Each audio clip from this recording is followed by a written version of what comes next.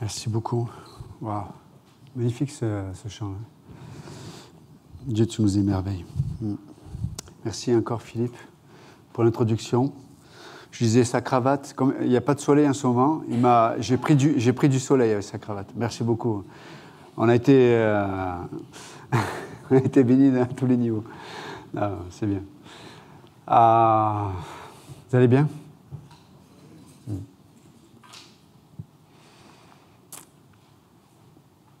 Est-ce que Dieu va bien aujourd'hui? Vous êtes posé la question. Est-ce que Seigneur, tu vas bien aujourd'hui? Et Dieu va bien. Il est dans le repos, il est assis à la droite du Père. Et tout ce qu'il a accompli pour nous, comme tu le rappelais, Philippe, est en sécurité.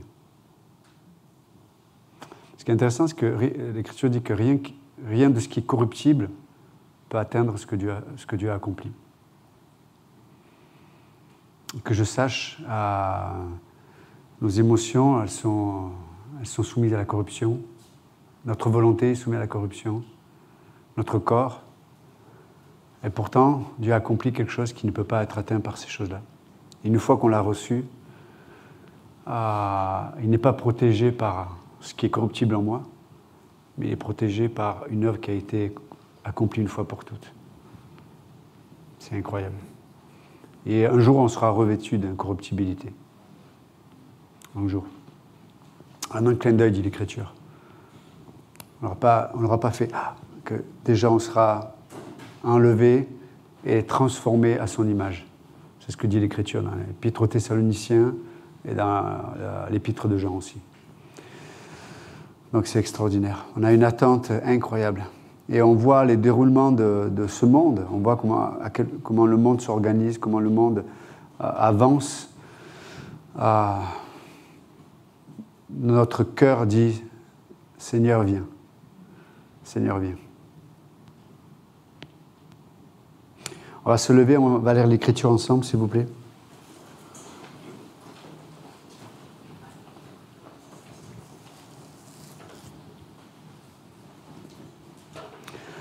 Ce matin, je vous demanderai une concentration.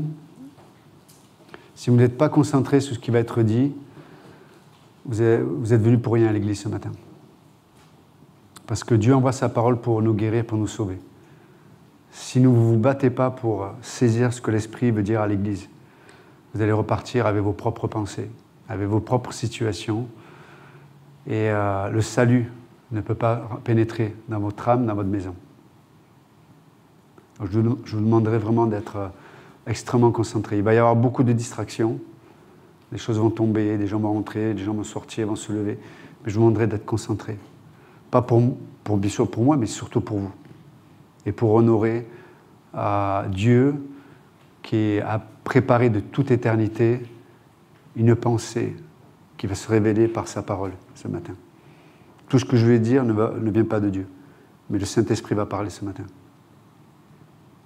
Donc, on va lire ensemble dans le livre de la Genèse.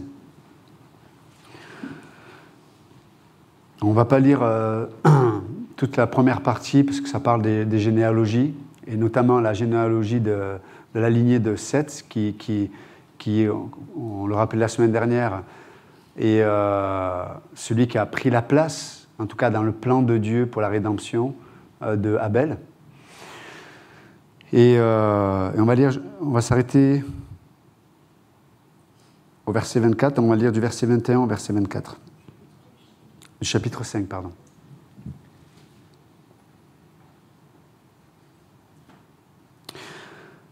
Enoch vécut 65 ans et engendra Mathusalem, et Enoch marcha avec Dieu. Après qu'il eut engendré Mathusalem, 300 ans, il engendra des fils et des filles. Tout le temps qu'Enoch vécut fut donc de 365 ans. Enoch marcha donc avec Dieu, puis il disparut, car Dieu le prit. Vous pouvez écouter, je vais lire Hébreux 11, Hébreux chapitre 11 au verset 5. Par la foi, Enoch fut enlevé pour qu'il ne vît point la mort, et on ne le trouva plus, parce que Dieu l'avait enlevé. Car avant qu'il fût enlevé, il avait obtenu le témoignage d'avoir été agréable à Dieu. Père Céleste, nous te prions vraiment ce matin de venir nous visiter, nous parler puissamment, de sauver, de guérir, qu'il y ait un dépôt qui soit placé dans le cœur de chacun, de chacune ce matin. Dans le bon nom de Jésus, nous prions. Amen. Vous pouvez vous asseoir. Merci.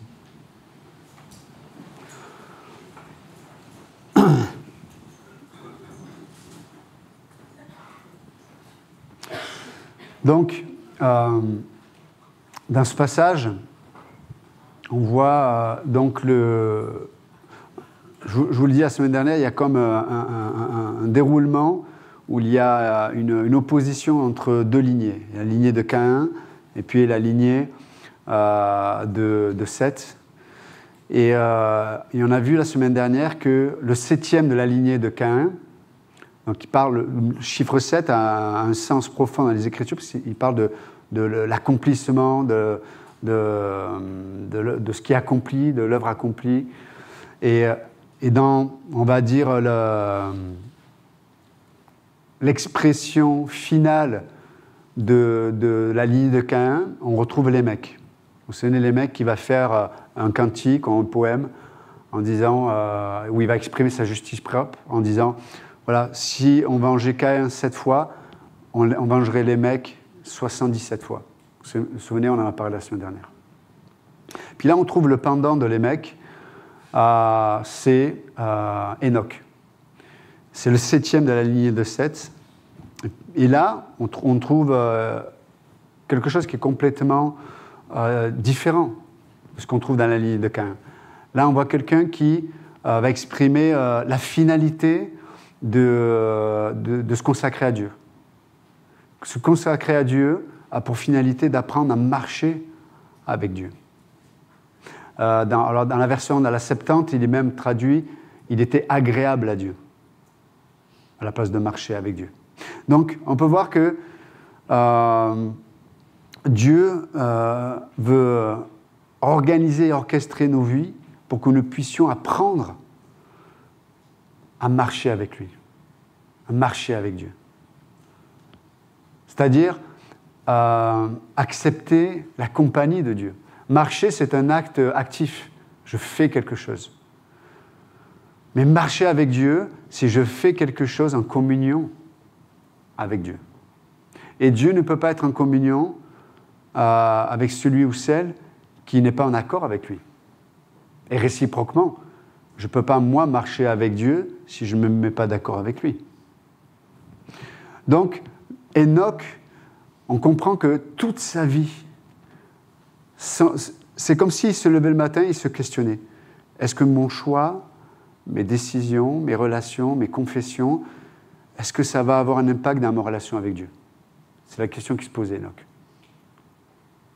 Et plus on avance avec Dieu, plus on devrait se retrouver dans cet environnement de pensée. Est-ce que mon attitude correspond à ce qui est agréable à Dieu? Alors, pour être honnête, qui peut dire qu'il est parfait en cela? Personne, c'est sûr. Pas parfaitement en tout cas. Le seul qui a été parfait en cela, c'est Jésus-Christ lui-même.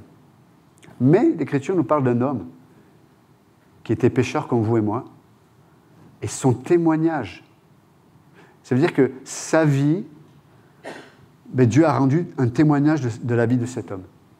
Et le témoignage que Dieu a rendu de la vie de Enoch, c'est qu'il était agréable. Ça, c'est extraordinaire, non? Et je trouve que c'est encourageant de savoir que nous pouvons vivre une vie ici-bas et d'être agréable à Dieu. De marcher avec Dieu. On pourrait, peut-être que si quelqu'un regardait ta vie, si quelqu'un regardait notre vie, on pourrait décrire ta vie de plusieurs façons. Ben voilà, il était comme ceci, physiquement, il avait telle qualité, il avait tel défaut, etc., etc., etc. En général, on fait le constat quand on est mort. Hein. Vous savez, on prend la parole, on dit oui, personne ne s'appelle Gérard ici. Je veux vexer personne. Donc Gérard, si tu m'entends, je te demande pardon, c'est pas l'auditeur par correspondance, mais voilà, Gérard était un homme, en général, il était parfait, hein, extraordinaire, puis il faisait ceci, il faisait cela, et puis il vivait pour les pauvres. Alors on l'a jamais vu dans la rue donner à manger aux pauvres, mais là, d'un coup, il était extraordinaire. Mais souvent, c'est à ce moment-là où on donne des témoignages, mais qui ne correspondent pas, honnêtement, très souvent à la réalité. Et c'est pour ça que là, Enoch, lui, celui qui lui rend témoignage, c'est Dieu. Ça sous-entend que on doit réaliser que Dieu regarde nos vies. Dieu regarde nos vies. Vous vous souvenez dans le livre de Job, on voit Satan qui regardait toute la terre, et bien sûr que Dieu voit les hommes, mais il voit aussi les êtres hein, tels que les démons et les anges. Et puis Dieu dit à Satan, il dit, est-ce que tu as observé Job? Bien sûr que Satan l'avait repéré. Entre parenthèses, si vous marchez avec Dieu, quelqu'un va vous repérer. Dieu, mais le fourchu aussi. Je ne sais pas pourquoi on dit le fourchu, c'est notre héritage catholique, ça. Le fourchu, je ne sais pas s'il y a une fourche, mais en tout cas, il est là. Donc, si vous voulez marcher avec Dieu, il va vous repérer aussi. Mais, et on voit Dieu se plaît, il dit, mais est-ce que tu as observé mon Job, comme il m'adore, comme il marche avec moi et on voit, le premier argument de Satan, c'est de trouver une excuse, en tout cas de justifier le comportement de Job en disant, non mais il ne le fait pas par amour en fait. Il le fait parce que tu lui fais du bien, il le fait parce que tu le bénis, il le fait pour ceci, il le fait pour cela. Et, entre parenthèses, c'était pas faux totalement ce qu'il a dit. Bien sûr qu'il aimait Dieu, mais il ne l'aimait pas comme il devrait l'aimer. Et c'est comme si Dieu allait utiliser Satan pour amener Job à cette finalité de l'aimer pour qui il est. C'est extraordinaire quand même. Donc Dieu va utiliser la guerre spirituelle dans la vie de Job pour que Job puisse être libéré de certaines choses qui prenaient un peu son cœur. Mais, donc juste pour dire que Job marchait devant Dieu, il a appris à vivre devant Dieu. Et ça, c'est vraiment... c'est ce qui devrait transpirer de la vie d'un croyant. C'est qu'on apprend à marcher devant Dieu. Et je ne peux pas marcher avec Dieu si je ne suis pas conscient de Dieu. Vous savez, je venais tout à l'heure à l'église et je pensais sur un sujet de l'écriture. Et je réfléchissais, je raisonnais, et intérieurement, je pensais à ce passage, enfin à 2-3 passages, je me disais, mais mon raisonnement disait, oui, je crois que ça s'est passé, mais c'est impossible en même temps, tu vois, je disais c'est impossible, mais mon raisonnement était bloqué, quoi. Et puis à un moment donné, le Saint-Esprit me dit, mais attends, si moi je ne te parle pas de ce sujet, tu ne peux pas le comprendre. Et alors que je venais, le Saint-Esprit me parlait donc de ce sujet, et j'avais la joie dans mon cœur comme une libération, parce que mes raisonnements m'empêchaient d'être saisi par cette vérité de l'Écriture. Et Enoch, c'est quelqu'un qui a choisi d'être agréable à Dieu, et donc de se laisser saisir par Dieu. Je vais vous dire une chose. Il y a beaucoup de croyants aujourd'hui, que ce soit dans des couples, dans un investissement, dans des relations, même fraternelles, dans des ministères, même dans l'Église, où on peut voir que les gens se donnent pas entièrement. Leur cœur tout entier ne s'abandonne pas. Et le cœur ne s'abandonne pas parce que la peur, la crainte, les empêche de s'abandonner. Et pourquoi il y a de la crainte? Parce qu'il y a des raisonnements. Et il y a des raisonnements pourquoi? Parce qu'on est naturel et on calcule. Si je m'abandonne, par exemple, dans telle relation, je ne sais pas, un époux avec son épouse, une épouse avec son mari, ou dans des relations fraternelles, etc. Si je m'abandonne à Dieu, et à travers la vie d'église, hein, d'ailleurs, si je m'abandonne, j'ai peur d'être déçu, j'ai peur qu'on me fasse mal, j'ai peur que... Et en fait, il y a énormément de craintes qui font que je me donne, mais je garde des réserves. Et en fait, ça produit... En fait, on fonctionne, mais il n'y a pas de paix, il n'y a pas de repos. On n'est pas porté, parce qu'en fait, on ne s'est pas abandonné à Dieu totalement dans cette sphère-là. Et du coup, c'est nous qui portons les choses. Et ce matin, ce que Dieu voudrait nous dire, et là où Dieu voudrait nous encourager, c'est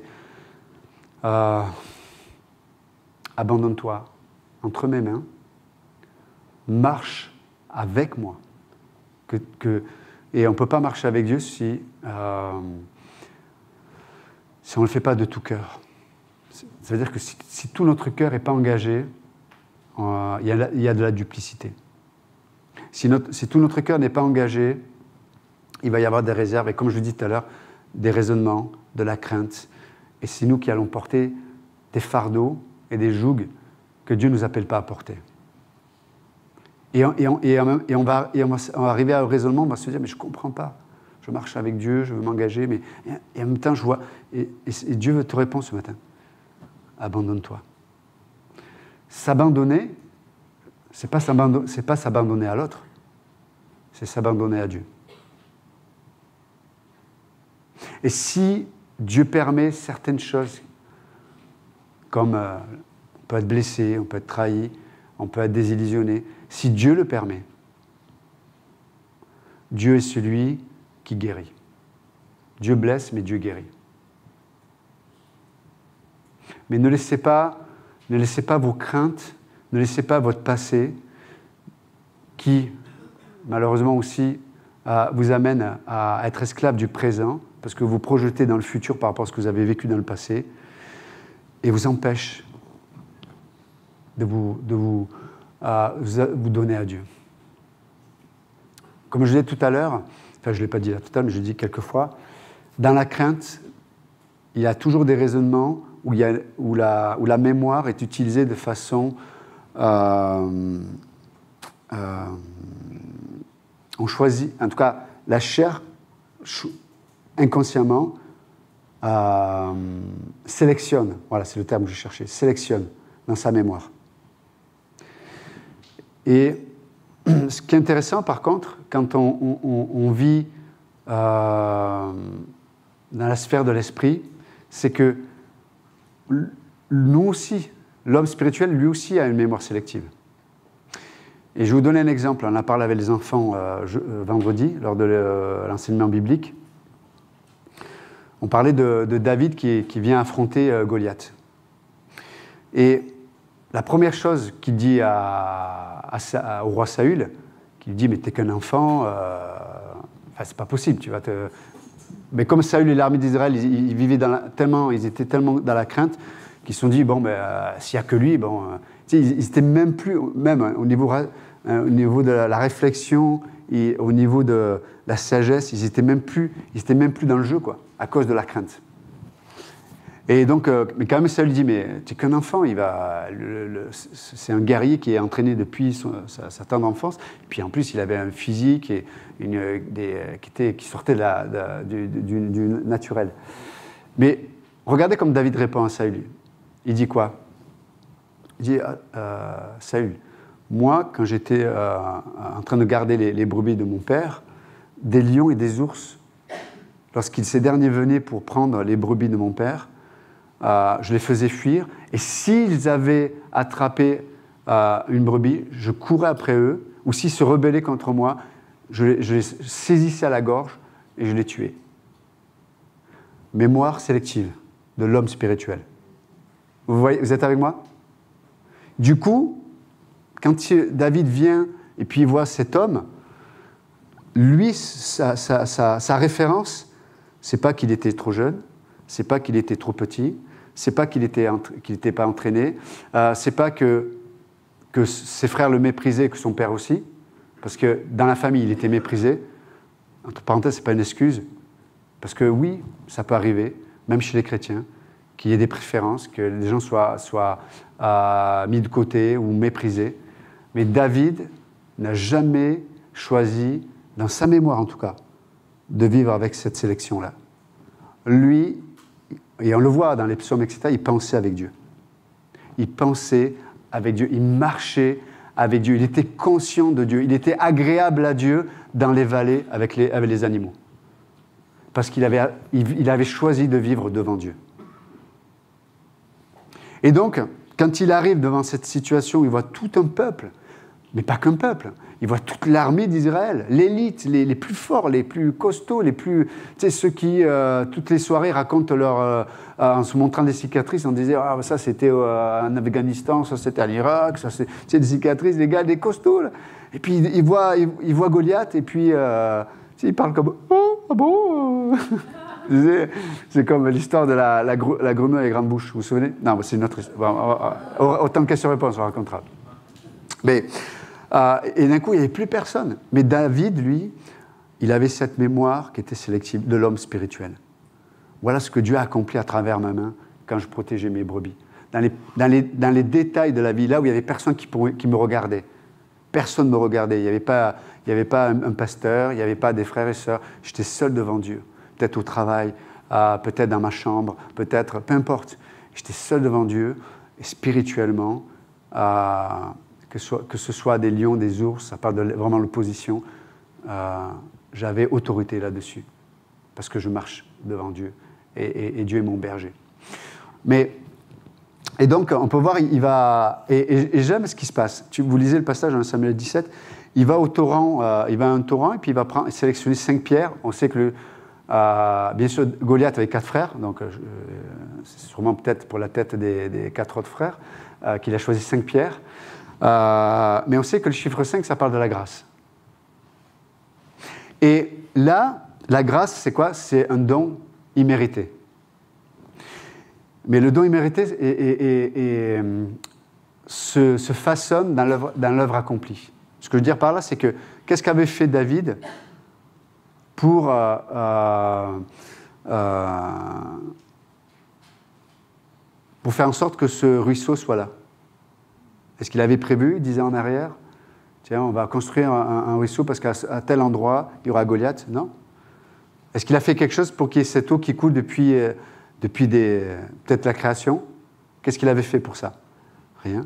Qu'est-ce qu'il avait fait pour que ces pierres-là se trouvent à tel endroit et qu'elles soient façonnées pendant des décennies, des siècles, elles ont été façonnées pour ce moment-là. C'est extraordinaire quand même. Qu'est-ce qu'il a fait David pour rien?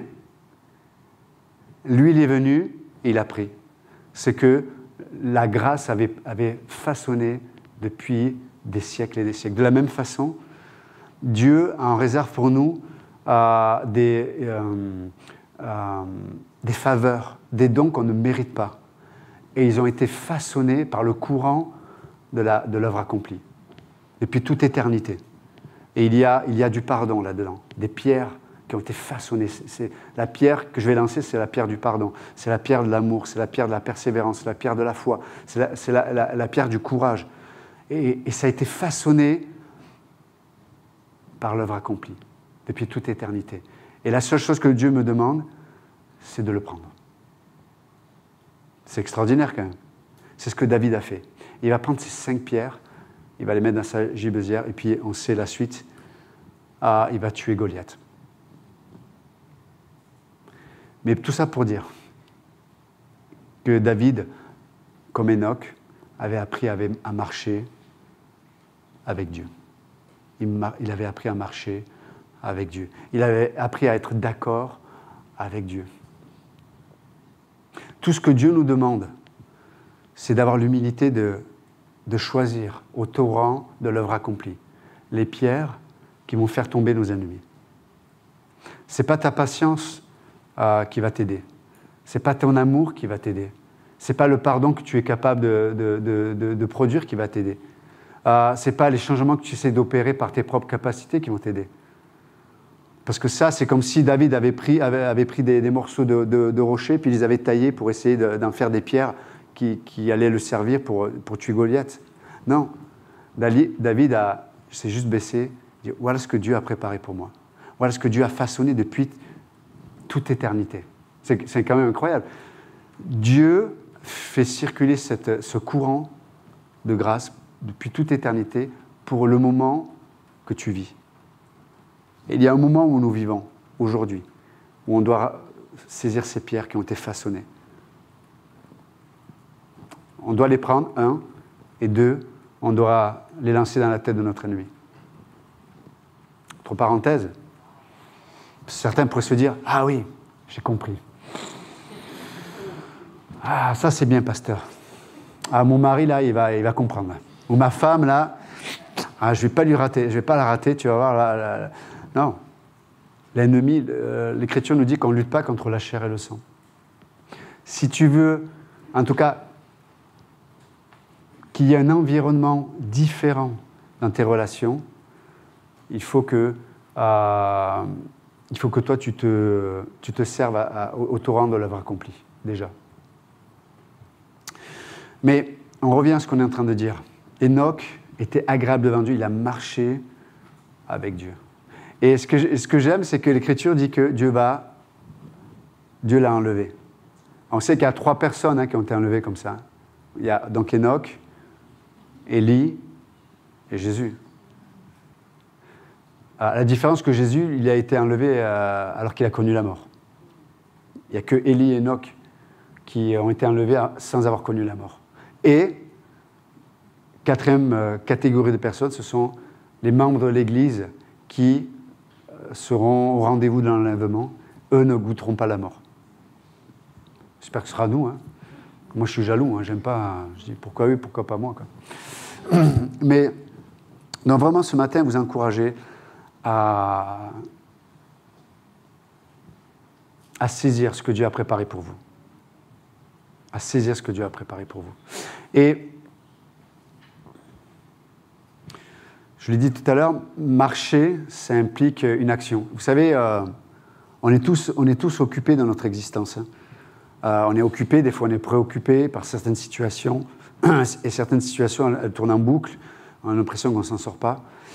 Et c'est parce que peut-être on a eu des mauvaises expériences qui fait qu'on a du mal à croire Dieu pour telle ou telle situation.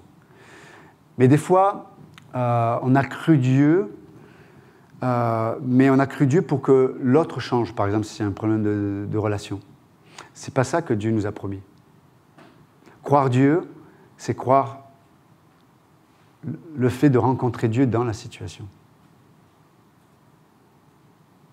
Et combien d'entre nous sommes paralysés par la crainte parce qu'on se dit, mais j'ai essayé, j'ai prié, j'ai jeûné, j'ai investi, j'ai pardonné, j'ai été patient, et rien qui s'est passé. Oui, mais tu as fait tout ça en vue que la situation, que l'autre change. Ce n'est pas ce que Dieu nous a promis. Ce n'est pas biblique.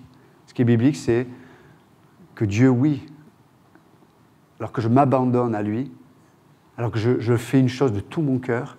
Par exemple, j'aime l'autre, là on parle de l'œuvre accomplie, j'aime l'autre de tout mon cœur, alors qu'il ne le mérite pas.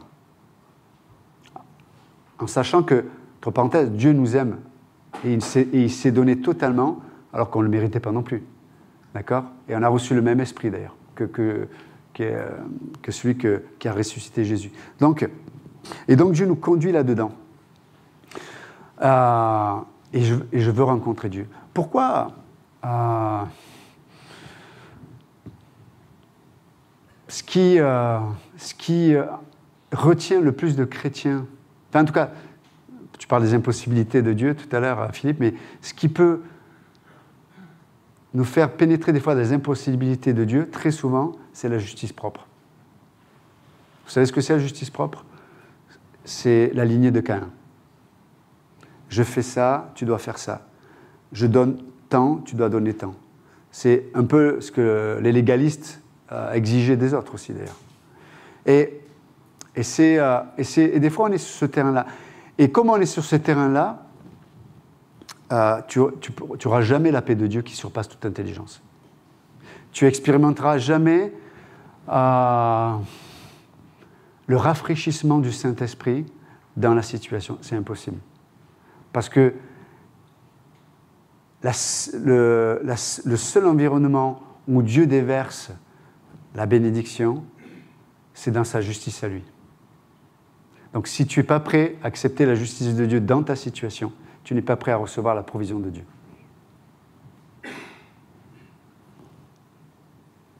C'est ça, marcher avec Dieu. Être d'accord, en communion avec Dieu. Pense peut-être à une situation qui te concerne ce matin. Et réfléchis. Qu'est-ce que Dieu pense de ma situation ? Qu'est-ce que Dieu pense de mon comportement ? Qu'est-ce que Dieu pense de mes pensées ? Qu'est-ce que Dieu pense de ma position ? On va aller plus loin ce matin. Est-ce que tu peux dire que ta réflexion, ta pensée ou ta position, ton comportement, est-ce que tu peux dire ce matin que Dieu est avec toi dans ta position ? Pose-toi la question. Et comment je sais que Dieu est avec moi ? Il ne manque jamais de sa provision. Il ne manque jamais de sa paix. Il ne manque jamais de rafraîchir mon âme. Si tu ne vis pas ça, c'est que peut-être tu ne marches pas avec Dieu. Tu ne marches pas avec Dieu. Et Dieu ne le dit pas en condamnation ce matin. Dieu le dit, « Hé, réveille-toi. Mon fils, ma fille, réveille-toi. Marche avec moi. Marche. Sois en communion avec moi.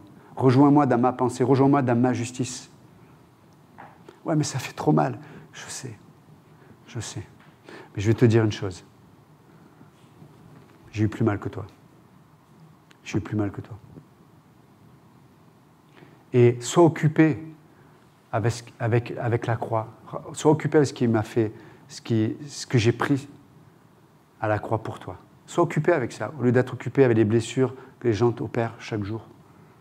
Parce que si tu es juste le commentateur de ce que les gens te font ou de comment ton âme va, tu vas être comme ces gens qui passent leur journée à regarder les informations, qui sont angoissés, qui se font des questions-réponses tout seuls, et puis ils ont une vision du monde et de la vie qui est juste liée à ce qu'on leur dit. Non, nous, en tant que croyants, nous sommes appelés à marcher avec Dieu. Vous êtes avec moi ? À marcher avec Dieu. Et vous savez quoi ? Peut-être que nous, on ne sera pas enlevés comme Enoch, mais on va expérimenter, comme Enoch, le fait de ne pas vivre la mort dans la situation. Dieu va nous soustraire de la situation. C'est-à-dire que la situation ne va pas avoir autorité sur mon âme. Vous êtes avec moi ? C'est ce que Dieu est capable de faire. Il nous soustrait afin que nous, comme dans Hébreux 11, il dit, Dieu l'a enlevé pour pas qu'il ne vit la mort. La finalité pour nous, les amis, ce n'est pas la mort. Ça, c'est la lignée de Caïn. Mais nous sommes de la lignée de Seth. Nous sommes, et plus que Seth, nous sommes la lignée de Jésus-Christ. La mort, lui, il l'a connue. C'est plus pour nous. La seule mort que Dieu nous propose, c'est la mort de la chair qui est en nous. Vous êtes avec moi ? Donc ce matin, c'est une bonne nouvelle. C'est-à-dire, il y a des pierres au torrent de Dieu. Et ce matin, Dieu veut que des Goliaths tombent ce matin. Les Goliaths dans ta vie de famille, les Goliaths dans l'éducation de tes enfants, dans des blessures que tu n'arrives pas à laisser à Dieu, pardon. Des Goliaths dans ton engagement, des Goliaths dans le fait de vivre de nouvelles opportunités avec Dieu. Des Goliaths de la routine. Vous savez, c'est facile de connaître le christianisme et ses rouages. On sait qu'est-ce qu'il faut dire, on sait comment il faut être, on sait comment il faut se comporter, on sait comment il faut sourire, on sait quand il faut pleurer, on sait quand il faut lever la main, on sait quand... on peut connaître le christianisme. Est-ce qu'on connaît Dieu? Est-ce qu'on connaît Dieu? Et plus que de connaître Dieu, quel est le témoignage de Dieu sur ma vie? Ça, c'est ce qui m'intéresse. Et c'est ce qui nous intéresse ce matin. Donc, juste s'encourager.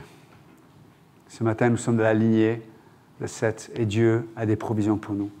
Car Dieu est le seul qui peut nous soustraire de certaines choses. Enoch marcha donc avec Dieu, puis il disparut, car Dieu le prit. Waouh! Merveilleux quand même. Wow. Caïn, lui, il a fabriqué des villes. Lui, il ne voulait pas disparaître. Il dit non, non, je vais bien rester là. Et tu vas voir, tu vas savoir que je suis là. Non. Seth n'a pas construit une ville pour exprimer son tempérament. Non. Il a marché avec Dieu. Il a marché avec Dieu. Il a marché avec Dieu. Et tu sais, Jonathan, tu as fait l'intro jeudi, tu disais que Dieu avait préparé des tanières pour tous les animaux. Pour chaque être vivant, Dieu a préparé une tanière. Mais qu'est-ce que dit Jésus quand il dit ça? Les renards ont une tanière. Tel animal a une tanière. Mais ceux qui me suivent, ils n'auront pas de tanière. C'est-à-dire, il n'y aura pas... La tanière que je vous propose, c'est moi. Ce n'est pas un environnement extérieur. Hein? Ça, c'est extraordinaire. Donc, notre refuge, c'est vraiment la présence de Dieu et la personne de Christ. Et essayons ce matin, essayez dans votre expérience. Dire, je veux m'abandonner, Seigneur, à toi. Et on va expérimenter le psaume 119, verset 105. Ta parole est une lampe à mes pieds, une lumière sur mon sentier. Pourquoi? Parce que c'est Dieu que je cherche. Ce n'est pas une issue de secours, ce n'est pas que les choses s'améliorent. Non, c'est Dieu que je cherche. Et quand c'est Dieu que je cherche, sa parole devient quoi? Une lampe à mes pieds, une lumière sur mon sentier. Waouh! Et je prends plaisir à la volonté de Dieu, mais Dieu prend plaisir aussi à certaines choses qu'on va faire. C'est pas juste unilatéral. Vous savez, des fois, on a une image un peu robotisée. Je marche avec Dieu, donc Dieu va là. Oui, Dieu nous conduit par le Saint-Esprit, mais Dieu aussi, alors qu'on a cette attitude-là, Dieu va prendre plaisir. C'est comme Dieu va observer un peu. Vous savez, quand Dieu a créé Adam, Dieu est descendu sur la terre et il a observé comment il allait nommer les animaux. Et ça plaisait à Dieu, quoi. Et il y a des choses que l'on va faire dans nos vies. C'est comme si Dieu dit, je pourrais te dire ce que tu devrais faire, mais je veux voir.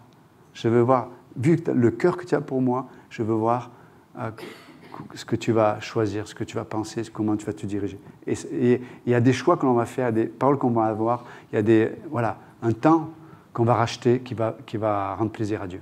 Est-ce que vous êtes avec moi ce matin? Est-ce que vous êtes? C'est important. On va arrêter là. Seigneur, merci encore pour ta présence, Jésus.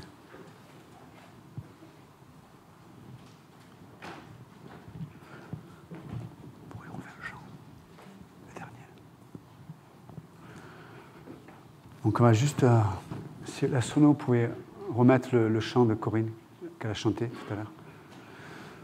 On va prier, Père Céleste, merci encore pour ta parole, merci pour ces choses que tu as pensées depuis toute éternité qui se trouvent à un endroit. Et peut-être c'est à cet endroit-là que je vais me trouver demain. Mais il y a le courant de l'œuvre accomplie qui va façonner les pierres dont j'ai besoin pour avoir la victoire sur mes ennemis. C'est toujours un don immérité. Dieu nous propose toujours des dons immérités. Je ne peux pas les acheter. Ni par mes œuvres, ni par ce que je suis capable de faire. Ce sera toujours une œuvre imméritée. Merci notre Dieu. Si ce matin, quelqu'un ne connaît pas Jésus-Christ, comme dit l'Écriture, on dit, mais je vous supplie, soyez réconciliés avec Dieu. accepter Jésus-Christ comme votre sauveur ce matin. Vous pouvez juste lui dire, Jésus, sauve-moi ce matin. Je veux que tu me sortir de moi-même, de mon ego peut-être, de cette vie que je construis, mais je m'enlise comme dans un sable mouvant. Au secours, Jésus, sauve-moi. Sauve-moi. Je veux te connaître. Je veux marcher avec toi.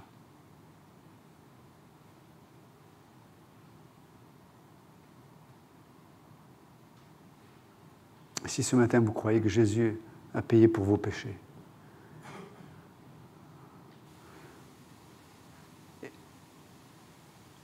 si vous croyez qu'il est ressuscité d'entre les morts, qu'il est vivant ce matin,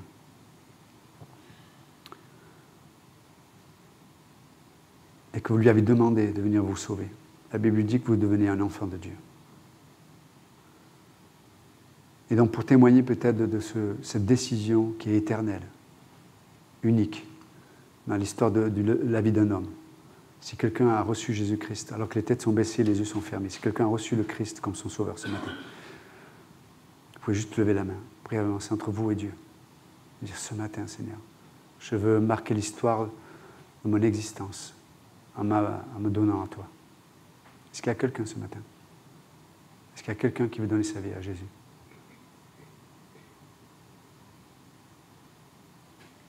Je sais qu'il y a des raisonnements, il y a des gens qui ont des craintes ce matin. Mais juste abandonnez-vous à Dieu.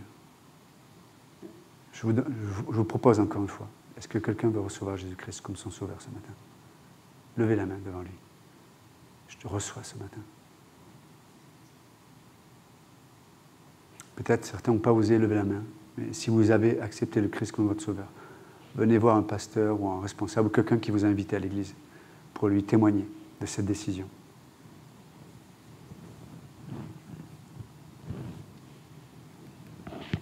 On va juste prendre un temps pour regarder à Dieu ce matin pendant que Corinne va chanter.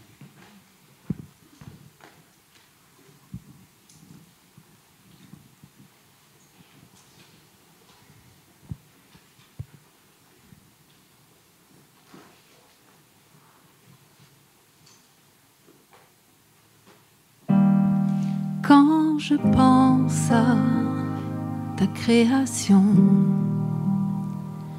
les océans, les étoiles filantes, les champs, les forêts te rendent gloire.